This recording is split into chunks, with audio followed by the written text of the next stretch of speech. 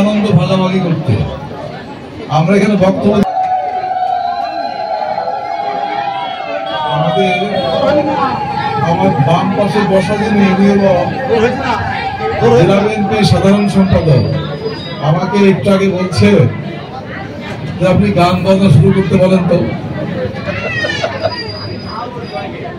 তার মানে ওনার মন এখন আপনারা যে উৎসব করবেন উৎসবের সাথে উনিও উৎসবে মাতোয়ারা হবে। আমরা সেই জন্যই কিন্তু এখানে এসেছি। আমরা আজকে দিয়ে 3 দিন মেহেরপুর জেলা বিএনপির উদ্যোগে আজকে আমরা কয়েকটি পূজামণ্ডপ মুজিবনগর থেকে শুরু করে জেলা সদর এইটা আমরা নেতৃবৃন্দ বিভিন্ন জায়গায় আমরা ঘুরলাম। খুব ভালো লাগে, সব জায়গায় উৎসবমুখর পরিবেশ, সবাই খুব আনন্দ উল্লাসের ভিতর দিয়ে তাদের ধর্মীয় উৎসব পালন করছে।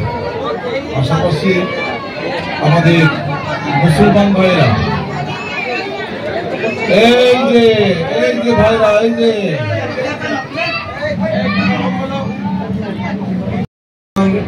ভাই বোনেরাও প্রত্যেকটি পূজা মণ্ডপে আপনাদের থেকে অনেক বেশি অংশগ্রহণের মধ্যে দিয়ে আপনাদের এই আনন্দের সাথে সমান ভাগে ভাগাভাগি করে নিচ্ছে।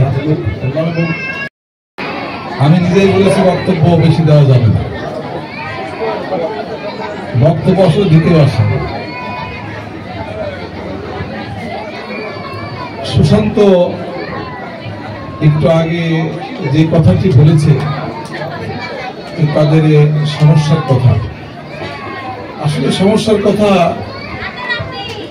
সব জায়গায় দেখলাম, শুধু এখানে না পুরা মেহেরপুর জেলাতে এই সনাতন ধর্মাবলম্বী যারা আছেন আমরা সব জায়গায় আমরা শুনতে না চাইলেও ওনারা আমাদেরকে ওনাদের কথাগুলো বলার চেষ্টা করেছে।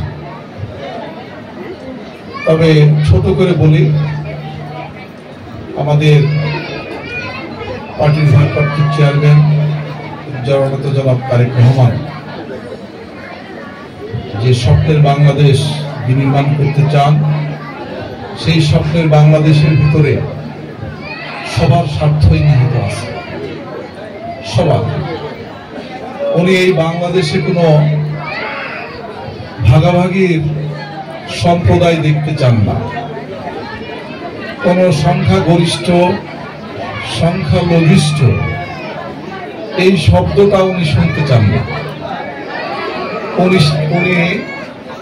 উনি দেখতে চান যে সবাই আমরা বাংলাদেশের মানুষ। হিন্দু এবং মুসলমান এক বৃত্তের দুটি ফুল, সেই ফুল